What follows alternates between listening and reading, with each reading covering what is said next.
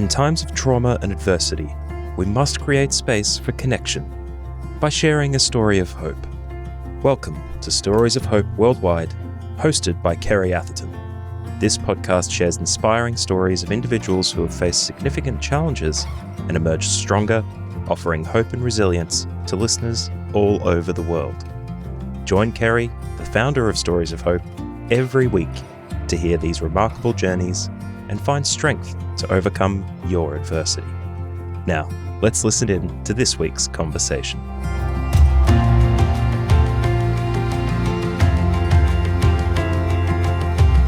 Welcome to another episode of Stories of Hope Worldwide. I'm Kerry Atherton and I'm your host. And today's guest is Peter Lyndon, founder of the rehab Shalom House in Western Australia. Welcome, Peter. Yeah, good morning. Thanks for having me. I'm really honoured to have you on. You're doing such amazing work in an area that I'm so passionate about. And you really have gone from being a drug-dealing, drug-running ice addict to running what Australian Story, I think, said was Australia's strictest drug rehab. Is that correct? Yeah, well, they call it strict when you come from a life that we've come from where there's no routine. And so coming from no routine, no schedule, to doing whatever you want, to having to do normal stuff that normal people would do, that, yeah, it is strict, but it's not as strict as what Australian Story made it to be. It probably was right at the beginning because I was dealing with men, but I've mellowed out a lot since that story in 2000, I think it was 2017. Yeah. Am I correct in saying that now it's not only men that you deal with there at the rehab, but you also help support women and families as well? Yeah, so we have a men's program, and we also have a women's program, and obviously what comes with women is children. So we have a families program. So we have 160 residents spread across 13 different properties. And so we have the men's program, women's program, and then when the women get to a certain stage in the program, we reconcile all the children, get the children back into care, the children become part of the program with the mum, and we get them into daycare school and teach them parenting skills, how to parent a child free from into drugs and substances. Oh, that's awesome, because it's so much a family disease, isn't it, our addictions? And a lot of people out there don't realise, the family members themselves, I don't think, realise how sick they can become in the process of having an addicted person in the family. But there's just so many complexities that go with addiction, isn't there? Yeah, well, the sad part about it is a lot of families are going through the same trauma, if not worse, but they're left out of the picture. All the attention is focused on the addict or the person who's in the self-destructive mode, but the damage that it caused to families is far bigger. So I actually wrote a book called Collateral Damage, which highlights all the damage that families go through. And sadly, there's not enough support out there for families. No, I 100% agree with you. And I'm getting phone calls like every week from family members, especially mums of young adult men who have psychosis, and we just absolutely have no support here in Queensland for those mothers. And it's something that I'm really trying to find a solution to and trying to find the right people to talk to about that here in Queensland. But Pete, can you take us back? With most addiction, there's very much a trauma component to it in the beginning. And I know that you've been through a lot of childhood trauma, and I'm wondering if you can please take us back to where your story began. Yeah, well, I've found 90% plus of the people that I help, the result is childhood trauma. Yeah. But I didn't know it myself at the time. So myself, I spent 26 years in prisons and institutions. So at the age of 7, I was put in foster families while my dad would run off with a babysitter when she was 15 at the time, left mum with 5 kids. Mum turned to alcohol and men, but because of her addiction, she'd go into rehab and all the kids got split up. So two of my brothers went to my grandparents, my sister went to my grandparents, my other sister went to her best friends. And I tried to stay with mum. I was close to mum. Yeah. But they put me into a family home or a foster family home near the rehab that she was in. But I can remember even as a kid, that was their family. It wasn't my family. Yeah. I knew that I didn't fit in that family, and I couldn't understand why as a 7-year-old, 8-year-old, 9-year-old, etc., why my life was falling apart. Why wasn't I like other kids? And so mum would get out of the rehab, but the person she was with at the time was extremely abusive. He'd literally grab my mum by the hair, drag her around the house, knuckle fist her in the face. I'd be hiding in the bedroom. When the screaming would stop, I'd walk out the lounge room. She'd be sitting on the lounge with her face covered in blood, false teeth snapped in half, shaking, trying to glue the false teeth back together with super glue. And then I get put in another children's home, and I couldn't understand. When I was 8, she got out of a rehab and went back to the same bloke that used to beat her. Yeah. And as a kid, I couldn't understand that. I ran into another young fellow at the caravan park I was staying at. I became friends with him, and he asked when I was staying with his caravan the night. I stayed at the caravan the night, and I woke up 3 o'clock in the morning, and this kid's uncle was giving me oral sex as an 8-year-old, and I had to lay there frozen solid, pretend I was asleep. But I can honestly, I've never felt so scared in all my life. And when I got up in the morning, I walked out of the caravan, and I heard these two voices. One said, "You need to tell your mum." And then I heard another voice tell me that she doesn't love you. She loves men and alcohol more than she loves you. No. My brain thought about it, and I looked back at all the trauma and all the stuff that I've gone through in the moving of homes and different schools. And I remember thinking, yeah, that's right. She doesn't love me. She loves alcohol more than she loves me. So I didn't tell her. But I can remember as a 9-year-old, I took away the right for her to speak in my life away from her. From that day forward, I rebelled. I didn't feel safe with her.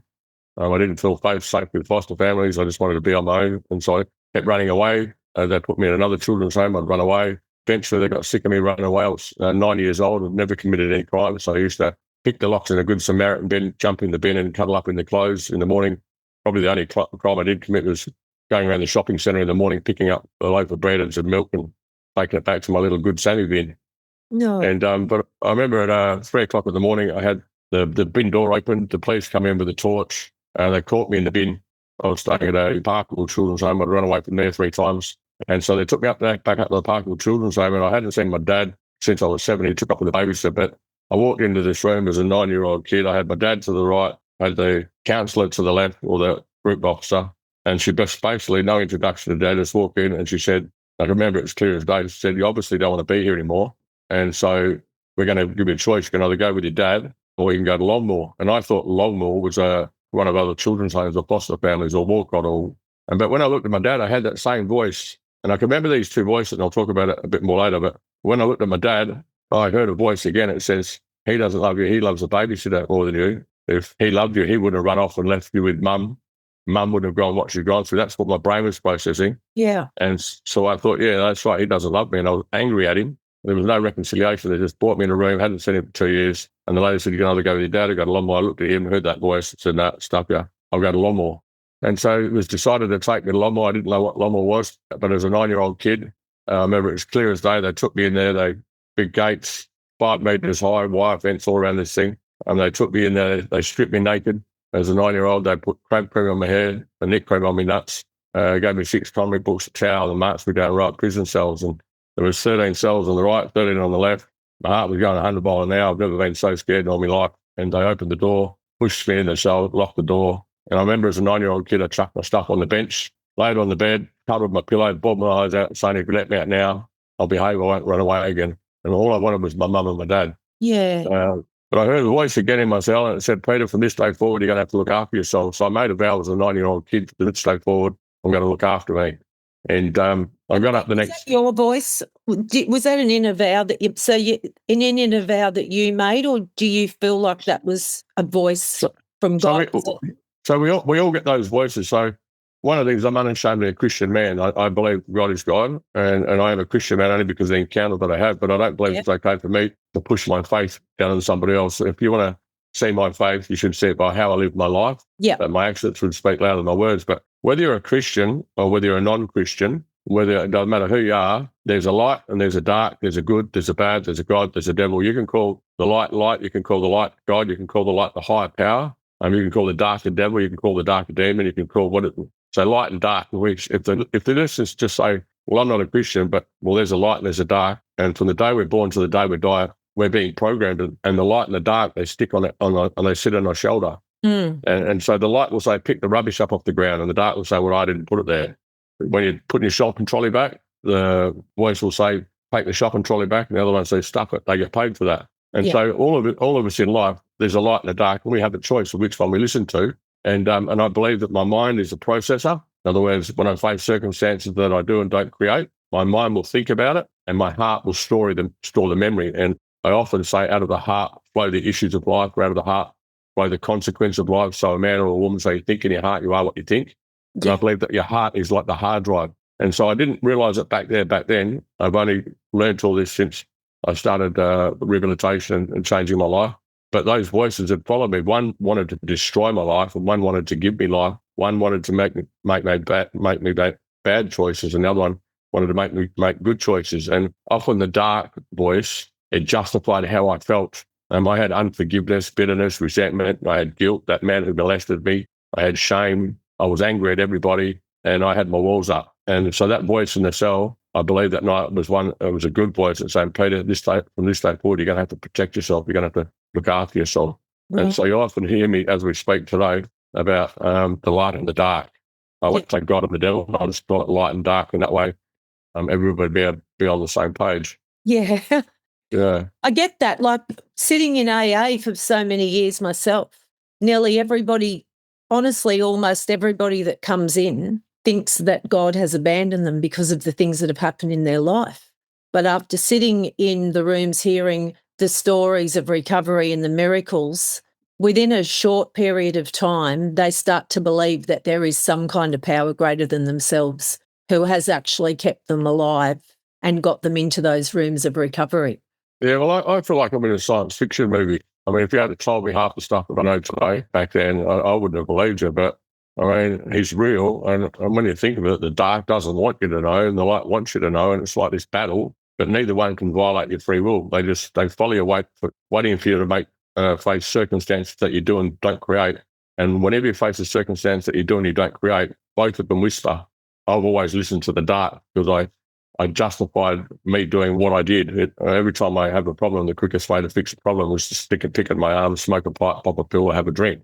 When did the drug use start for you? So you heard that voice, and then what happened after that? So I got up in Longmore when I was 9, and I got up the next day, and I ended up spending 3 months in a prison. And it was the first time in 4 years that I finally felt I had a place to call home, because all these kids in the prison, their mum had run off with another man, their dad had run off with another man, they'd been sexually abused, they had nowhere to fit, but these kids in that prison become my family. Yeah. And they understood me. But when I got out of the prison, I got put in another children's home. But the problem with kids in the prison, they were doing stuff that I've never done before. They were smoking cannabis and using drugs and breaking the houses. And so that became the cycle for my life for the next 26 years. When I wasn't locked up, I'd live on the streets. I was a street kid in Perth from 1979 to 1988. I spent 7 years in Longmore. I'd be out for a day, back in for a month, out for a month, back in for 11 months. I spent 2 years in Riverbank, which is a boys' prison for kids between 16 and 18. And I've also spent time in all the prisons in Western Australia. But I started using drugs. I started at the age of 9, went from cannabis to methamphetamines and then strips and ecstasies and everything else that comes with it. I was always on drugs. Wow, using meth at that early age. Meth wasn't around at the age of 9, it was amphetamines. Okay. It's called speed. And then when the amphetamines come out in 88, that's when it started to kick off pretty bad. Methamphetamines is the most evilest drug on the face of the planet. Yeah. At my worst, I was selling 2.5 kilos of meth a day, lots of guns, drugs, other stuff. I know, and I heard you say that your drug habit was $7,000 a week. Probably, yeah, a bit more than that. Wow. And that was a long time ago. What would that be equivalent to now? 2001, what's that? 2001, 2.5 kilos is 36 ounces I was selling a day. So I was right up there. It'd be a lot of money. So obviously you had to do things that would go against your grain totally today to get the money to facilitate that drug habit. Yeah, it's not that you go against your grain. It's like to steal a car was normal, to break into your house was normal, to mug people was normal. And when you're in that environment and you live in prisons, everybody wants from you, they don't want for you. And it's all about self-preservation. You need to project an image that people perceive to fit in with that environment where you're at. And so what prison does and what addiction does, it creates two cultures. When you're on drugs, you feel comfortable around people who are broken like you. Yeah. You try to hang around the geeks. Like you look like a geek. You know what a geek is? Yeah. A geek is a normal person, a productive member of society, free from influence of drugs and substances. Looks like you've had a spoon-filled fluffy life your whole life because you look elegant and gorgeous and sweet and normal. But where I come from, if I go hang around someone like you, I feel that you're better than me, and I feel like I'm judged because I feel useless. I feel shame. I feel guilt. I don't talk like you. I can't be like you. So I go back to where I feel comfortable. Yeah. But where I feel comfortable, they're all doing what I don't want to do. And it's like it creates two cultures of people. Yeah, and I've been there. Yeah, but that's the thing. Yeah, I get it. Yeah, but I know you've been there, but because of the image that you project, what people look at you, you look and you think, you automatically come to this conclusion. And so with rehabilitation doesn't work unless you have a reintegration and resocialization. You know what I mean? So if you want to hang around a bunch of geeks, so we, for example, part of our program every week, we do a lot of community service stuff. We volunteer in the community, faiths, fun runs. We go to a different church, so we're not actually aligned to any particular denomination of church. Yeah, okay. I often say if the Church of God was like Hungry Jack's, it'd be chockers. At Hungry Jack's, you know what you get, but with churches, you don't have a clue, I mean. And so what we do with the residents here is part of the reintegration, rehabilitation and resocialisation prospect. Every week we go to a different church and it'll be a different denomination. So having 160 people in Shalom, I don't have one program over 160 programs because every person is completely different. They're wired differently. They like things differently. And so for a Friday night, for example, we could go to a Pentecostal church.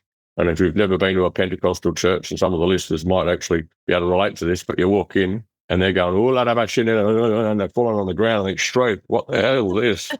Yeah, You know? Yeah, it can really freak people out. Oh, yeah. But some of my 160 residents love it. I mean, they put their hands on each other's hips, they swing and they wave flags and they're like, yeah, you know, not my thing. Yeah. You know, I'll have a smoke in my feet and I'm out of there. But some of my 160 residents really love it. Or we could go to this different church. It could be a charismatic church. It could have a full-on band and 200, 300 people in the stage and they're band and they love the atmosphere. Or you could go to a Catholic church. We've got this little cup and a cracker. You know, don't talk in late reads in the book. But it's not about going to the church. It's about getting my resident to have conversations with normal people and they're not going in by themselves. We go as a group, some like this one, some like this one, some like this one. But it's not just about the church. It's about having conversations with people within the church. So when they go in, we send bus loads in. So we've 60 people, goes to the church, everyone's split up. No one's allowed to sit with each other. They've got to find themselves a geek. So you, for example, they'd come up next to you and they'd be sitting next to you and their job is to have a conversation with you. And once they start having that conversation and you ask about them and you tell them about you and you tell them you're an alcoholic or was an alcoholic and you're doing this, really?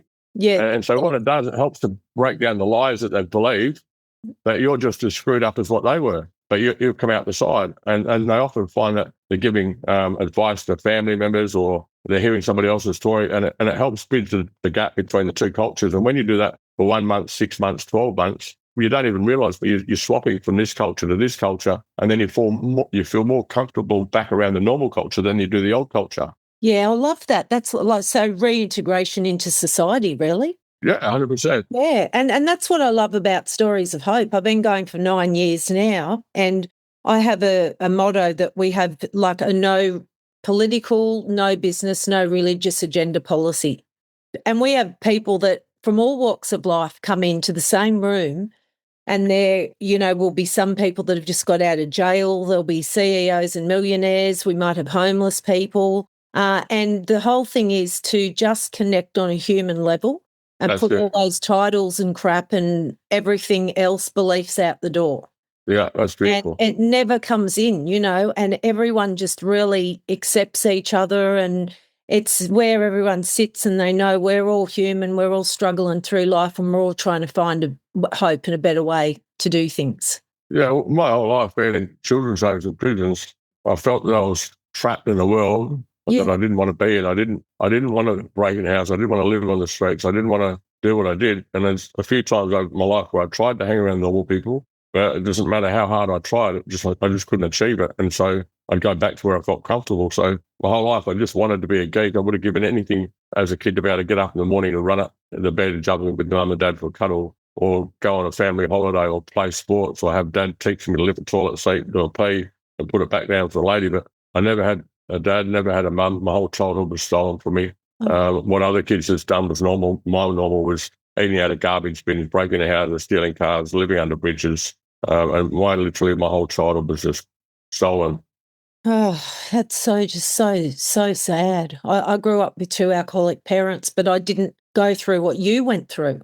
Had a very different experience, and there's so many of those people that have been through that who were robbed of their childhood. You know exactly how they feel. Yeah, the perfect person to help them find themselves again or find themselves for the first time.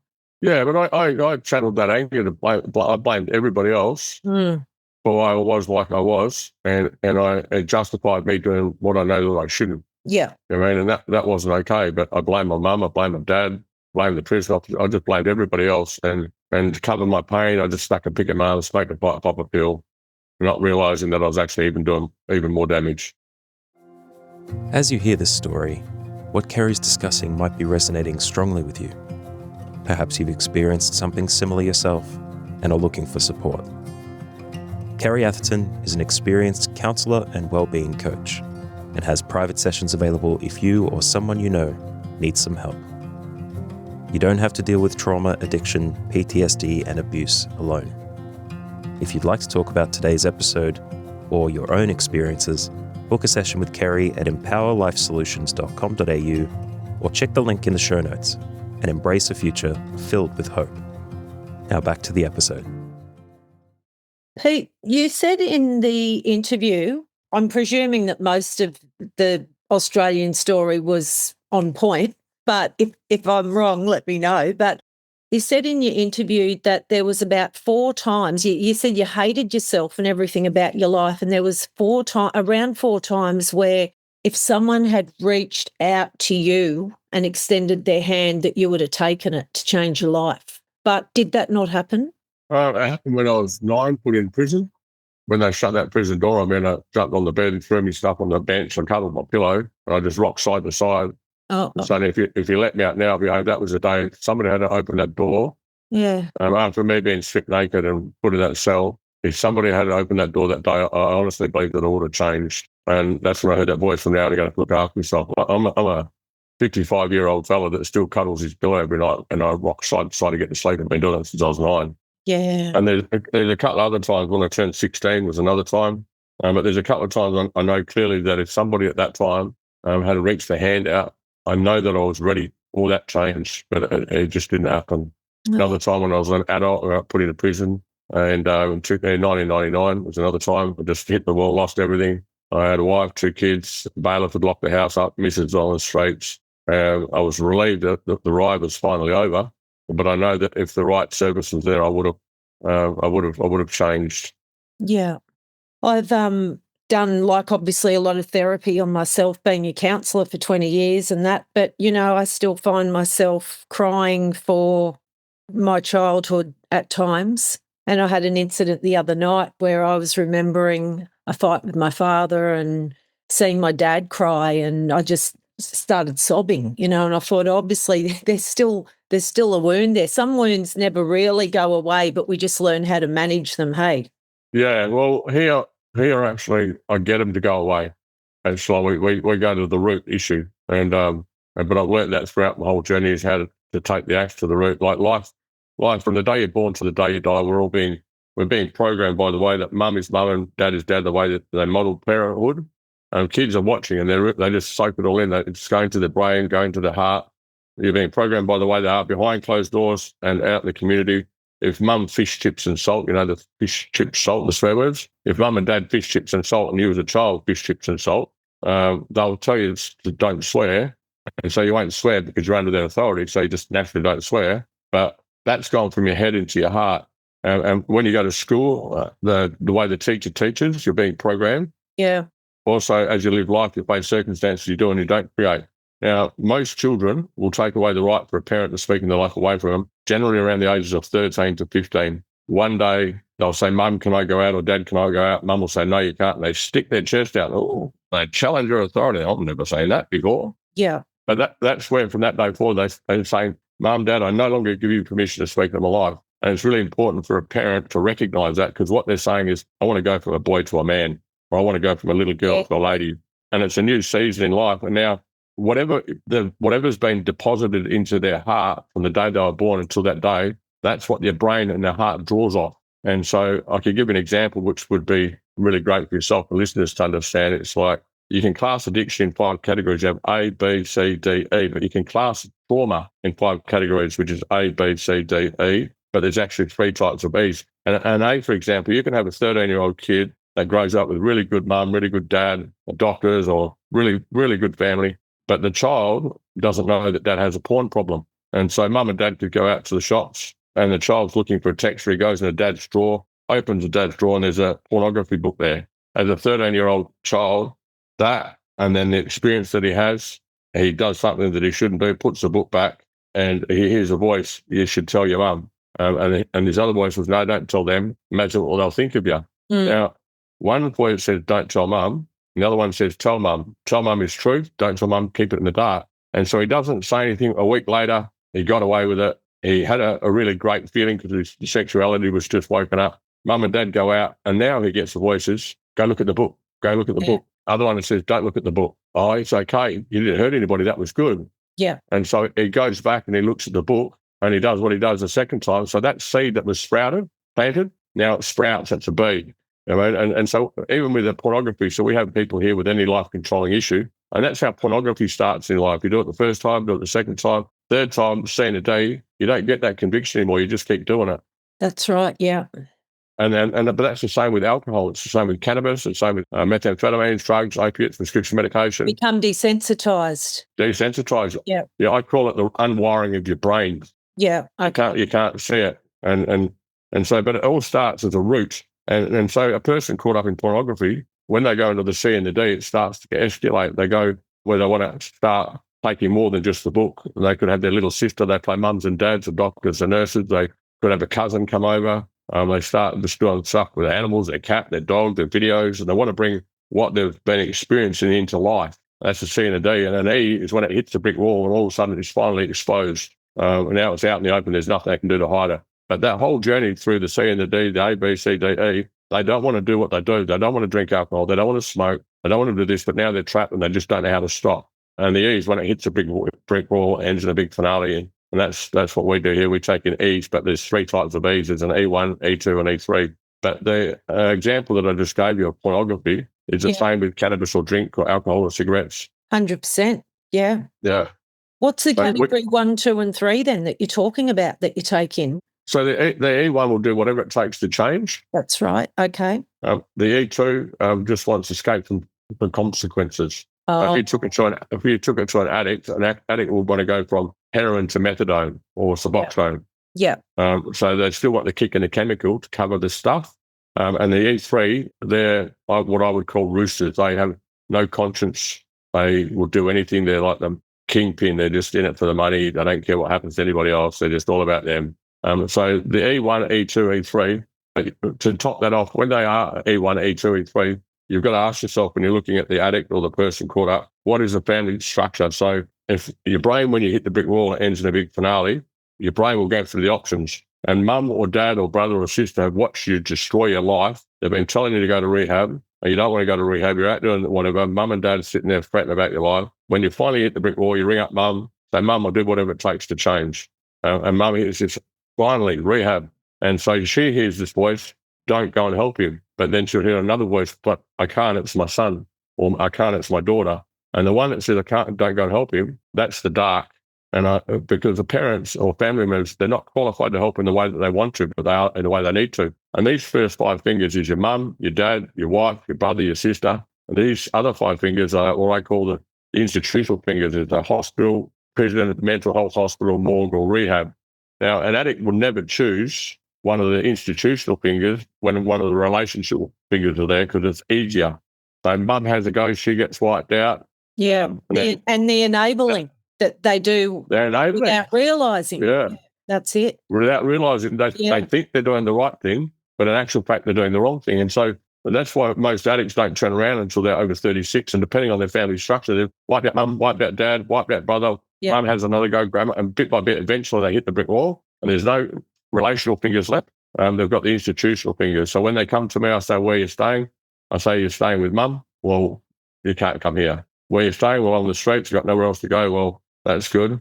Here we don't have anyone on any medication. Yeah, the medication covers the blanket over the root cause of why they are like they are. So if they need medication, well, there's lots of different rehabs that actually will cater for your medication. But here, this is how we do it here. So if they want, if they've got mental health issues, for example, and they need Seroquel or lithium, Zyprexa, depot shot, then there's an E2 rehab up the road, and I'll give them the E2 rehab. We're an E1 rehab. But can they come to you after they've been there? Yeah, most definitely. But Yeah. one of the things I learned, having been part of the system, being parole, ward of the states, counsellors, psychiatrists, I've been through the whole system, navigating from north to south, 26 years in the institution, 5 years as a prison chaplain working in the prison, 2 years studying rehabilitation models, and 15 years running Shalom. What I noticed over the course of my life, I've met so many beautiful people that really wanted just to be a part of the solution. They want to give you a job. They want to put a roof over your head. There's just so many beautiful people. They mean well, but they're only a small part of a long chain. And the only way to effectively get proper rehabilitation, reintegration, resocialization, and to change your life is get everybody on the same page. Yeah, exactly. And that's why an intervention works well at times. Yeah, intervention, what I do, I can help an A, I can help a B. You can't help a C and a D in the way that you want to, but you can in the way you need to. And an E, well, there's 3 types of E's. And so I specialise in helping families to show them what they need to do, not what they want to do. And I can calibrate them, get them all on the same page. And if they all get on the same page early, we can turn an 18-year-old into an E1 without having lived the next 20 years of addiction, if I can get them on the same page. That's great. That's great. And is that all in your book, Pete, that you were talking about? Yep, it is. I've got to get it. I've got to get several copies of that. But there's all these families that I've got reaching out to me who don't know what to do. Yeah, so the Family Guide to Addiction is a map. I know that there's no book like it, but it's an instruction manual to show families what they need to do, not what they want to do. And the A to E methodology is the one that I'm explaining to you. That's why the prison system at the moment, the systems that we have today weren't built to help people in addiction. No, I know. There's not enough support for people in addictions. The government just sweeps it under the carpet. Yeah. They act as, and I don't mean this to be disrespectful, but they act as silos. The system we have isn't designed to help a person in addiction, whether it be alcohol, whether it be hospitals. They do a great job. They'll patch you up, fit you up, send you home. Yeah. Mental health will stabilise you. Mm-hmm. Prisons will incarcerate you. Police will charge you. Judges will prosecute you, but no one holds the full picture. No. And so that's why we're here at Shalom. I have 16 counsellors. I have my own psychiatrist, my own psychologist, my own child psychologist, my own doctor. And we all of us hold the full picture from A to Z, and we work as a team. Oh, I love that. That's fantastic. Oh, can you open up one here on the Sunshine Coast? Yeah. Oh, we need something like that here. Seriously. Well, here a couple, 2 or 3 years ago, the statistics for suicide here on the Sunshine Coast were 9% above the national average. Yeah. We have a lot of drug problems here, but there's a lot of expensive rehabs where if people have got $20,000, $30,000, $40,000, they can go there. Yeah, I've noticed that. Yeah. I think 1 or 2 government-run ones and one out of a hospital in Brisbane, and we just can't keep up. And I think what people out there that have had nothing to do with addictions, people in government, they don't understand that if we can get the addicted person well, that's going to be a massive contributor to the health and well-being of our society and the health of our families. Yeah, so the research, myself having been 26 years institutions, prisons, drugs, not wanting to be in that world, when I changed my life in 2001, I spent the last 25 years of my life working out why I was like I was and how I can get people who I call still my family. My family is the alcoholic, is the drug addict, is the weak and the null and despised people in this world, people that they just think, well, you deserve jail. And so I've spent I feel like I've found the cure for cancer. And so I've been putting a lot of research into the funding models of drug and alcohol services, prison services. And they used to say to me often, what's your success rate? What's success rate? And I thought, well, what's your success rate? And when I looked into how the funding model for rehabilitation centres and prisons, it's all bums on seats and heads into beds. It's presentation-based where there's no outcomes-based at all. There's no getting families back together, no getting off Centrelink, no getting driving a car and employment. There's no outcomes-based program in Australia except mine. Oh, it really riles me up, and I think there's so much judgment about drug addiction. I know so many people even in politicians and that who actually have a drug-addicted family member, but they will never talk about it. Yeah, it's like it's put in a category of, well, you're just weak, you're a drug addict, but that is a damaged person, a person that suffered so much trauma that the other person could never imagine. Yeah. They're not a bad person, they're a broken person. Yeah. Yeah. I'm going to ask you 2 questions now. What was your hardest day? My last 15 years. Really? Oh, yeah. The last 15 years have been the worst years of my life. Right. Let's come back to that. Don't let me forget that question. Can you tell me about the dream? Because you had a dream that changed your life. You heard God say, it was more than a dream. come and follow me, Peter, and then you had a dream. Yeah, so it started off quickly. I'd just been raided by the police. I was doing 2.5 kilos of meth a day, lots of guns. I got up one morning after 16 days no sleep. I had a helicopter over my roof, tactical response roof come through the front back windows, shotgun to my head. My wife was laying in the corridor on the ground with a gun to her head. She had a 3-year-old and a 4-year-old. And I ended up getting charged, got out on bail. And the next day, my wife had enrolled my kids in a thing called grasshopper soccer. Yeah. And it's like an introduction for kids at sport. Now, I've never played sports, but she asked me to take them over the road. So I took them over the road, and there was the geeks there. There was dads in a circle, and the kid I'm still frizzled about the day before. But the deal was that the kid kicked the ball through the dad's red legs, and the dad had to roll around on the ground going coo type stuff and make the kid feel all fluffy. And I'm sitting there, and them days I used to have diamond rings and gold rings and chains and blings and look like a right old idiot, you know? But I watched the one bloke fall over, then the other bloke fall over, and then I'm thinking to myself, if my son kicked that ball through my legs, I'm out of here. And he kicked the ball through my legs. And I remember turning my back on my son, and I walked off, and I left him there. There's no way that I'm rolling around like that. You know, but I wanted to roll around like that. I wanted to be like them other dads. Yeah. And I remember just started bawling my eyes out, crying. And I said, God, if you're real, I need your help. I mean, and I went over the missus. I just bawled my eyes out. I'm about to go back to jail again. I'm on all these charges, TRG, can't even do it. And I can see my kids are going to live the same life that I live. And I just chucked this prayer up random, and I said, God, if you're real, I need your help. But I tell you what, the next 2 weeks was just like a sci-fi movie. Because I was under heavy police surveillance. I had surveillance bands. I had optics in my house, my factory, my shed. But the next 2 weeks, God brought all these different people across my path. My bike, brand new bike. I was out in a place called Nearbutt. I'm on my bike, brand new bike, full tank of juice. It cocks out, get on the other side of the road, put my thumb out, and this young couple stop. I get in the car, and they said, how can we help? And I said, I just need to get to a phone box, drive along up the road. I was only 10 k's to the petrol station, but I got a few k's up the road, and then they turn around at me and says, I feel like God's telling me to tell you that he loves you and he has a plan and purpose for your life. And I just started, I started bawling my eyes out in this stranger's car, and I said, get me out of your car, what's happening? You know what I mean? And I was just broken. And I got out of the car, and I went in the bush, had a good sook, and then I walked out the road again, and I stuck my thumb out, and then this fella pulled up in his black F-250, tattoos along the side of his face, ponytail at the back, black car, black. And he says, bro, is that your bike back there? And I said, yeah. And he goes, we'll go back and pick it up. I've got a set of boards that we can stick it on the back. And I said, no, mate, I just got to get home. Something weird's going down. And so we're just driving about 3 k's to the petrol station. He said, mate, I feel like I've got to tell you something. And I said, what's that? And he says, God's telling me to tell you that he loves you. Oh, well. Right? It's 2 people and not even 10 k's. Yeah. And I started bawling my eyes in the car, and I walked into the petrol station. I threw all my diamond rings off, took my chains off, walked out to the phone box, and I rang my missus up and say, woman, you got to come pick me up. Something weird's going down. And she says, well, I can't. I got to get kids from school. And so I went back out the highway and stuck my phone out again, and I had the hitch, and it was probably 50 k's from home. And then this old granny pulls up in this old Datsun 200B, old Dado. And she had, I can remember it was today, she had this haircut, like this grey, purplish thingamajiggy on the head. And she goes, open the door, and she goes, I don't normally pick hitchhikers up, son. And she pushes the dentures back up because they flop down to the ground. And she goes, I don't normally pick hitchhikers up, son, but you look different. And so I got in this car, and we drive along, and not even 2 k's. She turned around and she says, honey, I feel like I've got to tell you something. And she goes, honey, God is telling me to tell you that he really loves you and that has a plan and a purpose for your life. And I just bawled my eyes out. And she drove me all the way from there. I got home, 50k drive.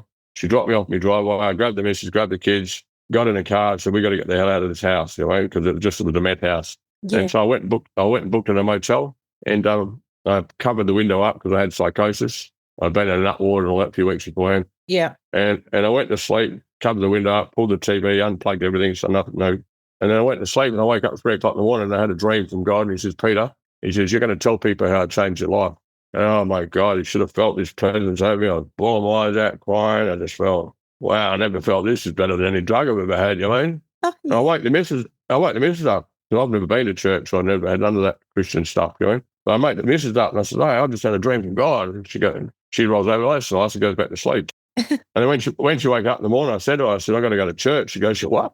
I said, yeah, I've got to go to church. She was thinking, oh, my God, he's leaping out here. Yeah. And so I went and got churchified. I went to the shop and I bought a 3-piece suit. So you look like a geek. Yeah. I thought that's what you had to do, you mean? But covered in tat, ball. But I went and got churchified, got the missus churchified, kids churchified.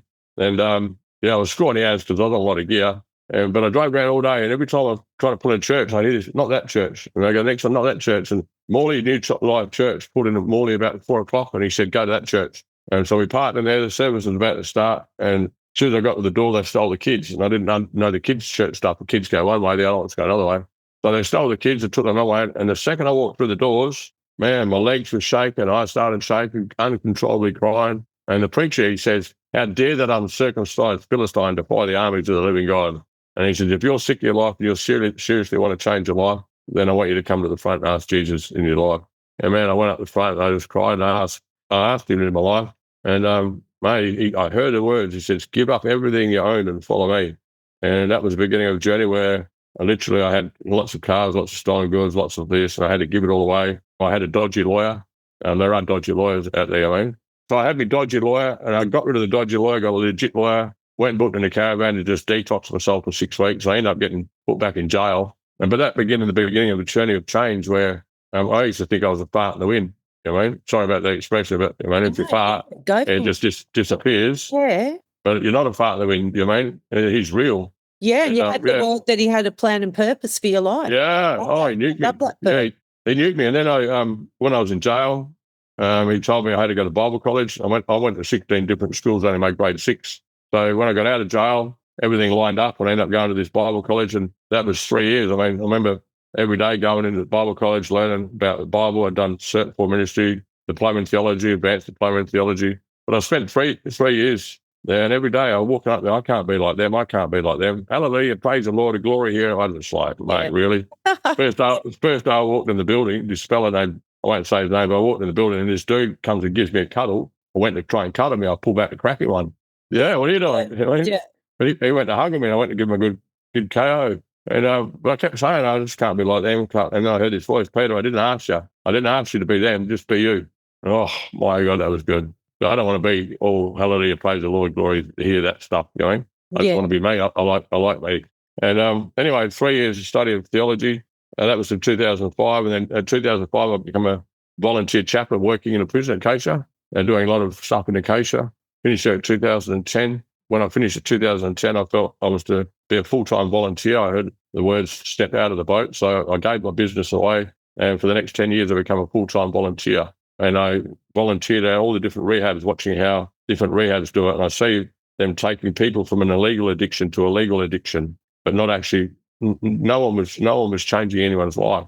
But my picture of a changed life, the services picture of a changed life, I mean, when you've grown up in addiction, you know how to tell anybody what they want to hear to get what you want. Yeah. And you know the system better than them. I know the courts better than them. I know the lawyers. I know the parole officer, probation officer, counsellor. Yeah. If I get a court order and I got to go see a counsellor, I'll make the counsellor feel a little fluffy, think they're doing a good job, but yet I'll go out in the car and I've got $9 million I need cash under the seat. Yeah, the manipulation to save anything for survival, hey? Yeah, so but you just know the system better than they know the system. Yeah. And so I spent two years working out different rehabilitation models. And then one day I'm driving past the house next to Bandy Up Women's Prison, and I had a for sale sign on it. And I felt to go look at the house. I ended up mortgaging my house, bought that house, and that's where I started Shalom. And that's ever since then, since 2010 till probably last year, it's been the hardest 15 years of my life.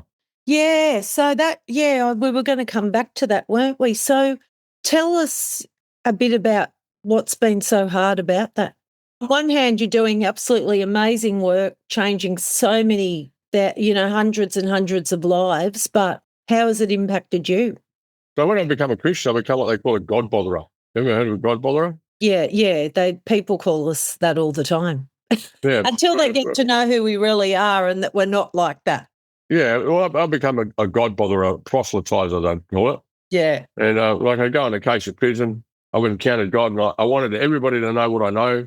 I used to guilt trip my family, come to church. And one day I'm sitting in church, And I got my mum there, we got my sister there, my brother there, and all of there. And I'm sitting there, hands raised, crying, and they're all, what are we doing here?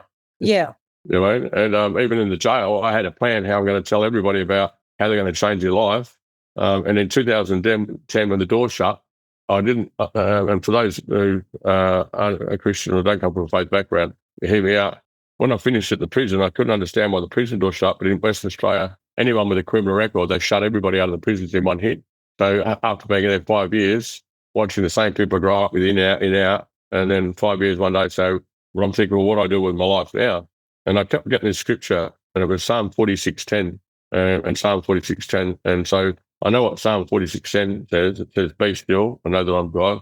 But it kept going, Psalm 46:10. So I reached over the nearest box near me and it had this translation. There's all the different, and it's in the New American Standard Translation. It said, cease striving and be still and know that I'm God. Unless the Lord builds a house, they labour in vain to build it. And then I had a picture of God sitting in a seat behind me, sitting in a seat, and me all busy. And I looked behind him.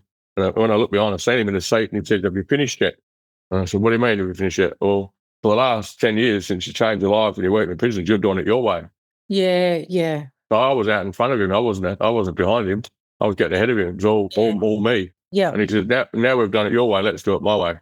When people went out of prison and it's like they leave God at the gate, they stop listening to his voice or the light, and as soon as they get out of prison, they stick a pick in their arm, smoke a pipe, pop a pill, they're back on the train again. And then 3 months later, they come in, how dare you, how could you? Well, in 2010, I stuffed up. I made a mistake. When the door shut on me, I didn't know where I was going in my life. I ended up getting an 8-ball, stuck a pick in my arm, slept with a prostitute, and having to go home and tell my wife. And then after 15 years of being a Christian, and if you had told me after 15 years of being a Christian that I could have made that mistake, or I could have drank again, or I could have used drugs again, I would have thought, no, there's rocks in your head. There's no way in the world I'll ever do that. Yeah. But I did. I mean, and I heard a voice, you've committed one too many sins for God. I remember thinking, yeah, that's right, I've committed one too, and I believed a lie. Yeah. That lie became my truth. And for the next 15 years, I honestly felt that I was cut off. And every day I just had to get up and just take one day at a time. I didn't plan to stay out of rehab. The last thing I ever wanted to do was a rehab. But I'd get up and just, whatever was on my day, I'd just be the best me I can be today. And they say, what are you doing down tomorrow or next week, or what's your plan? I said, I don't have a plan. But every day it's like 6 things come in my circle. I'd move all around, get them right.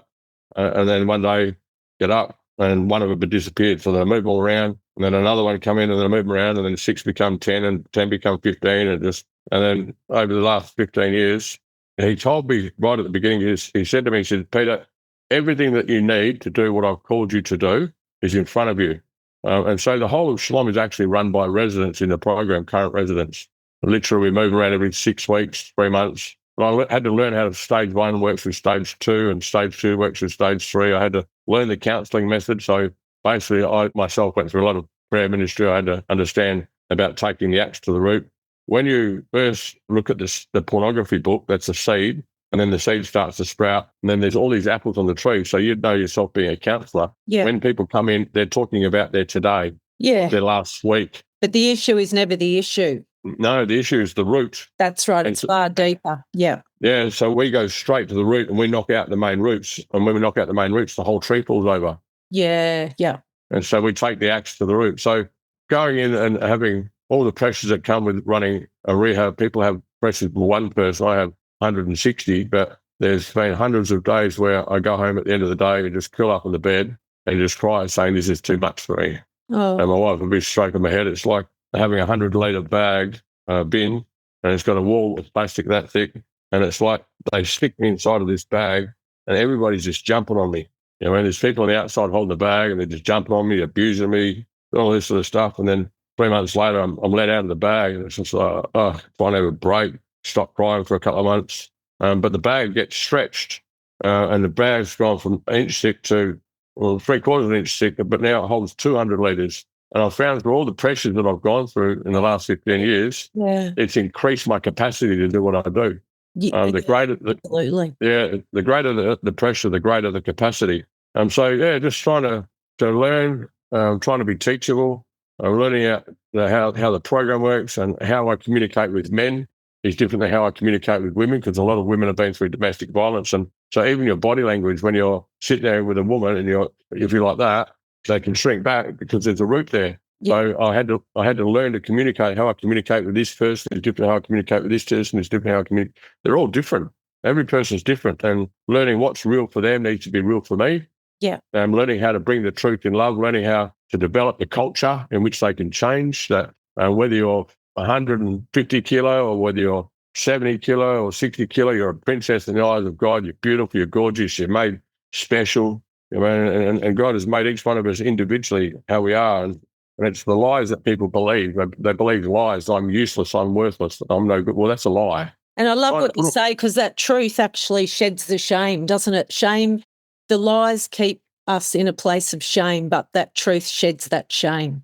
Yeah, so I'd challenge your listeners, right? If you feel guilt, you go back right now, you feel in your mind, you can picture where as a child something happened. If you feel shame, you can see it. You can feel unforgiveness. If you put walls up to protect yourself, take yourself back to that thing. You heard that light, the dark, and you accepted that lie as a truth. That lie becomes your truth. And you believe with all your heart that you're right because it keeps you safe, but in actual fact that you're wrong.